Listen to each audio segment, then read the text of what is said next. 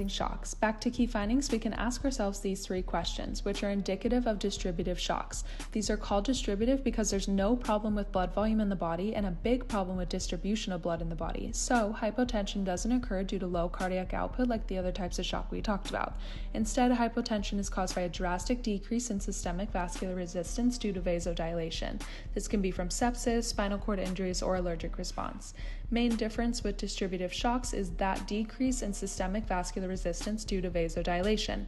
Cardiac output tends to start normal but may fall later on, and skin is warm and flushed but may become hypothermic later on too.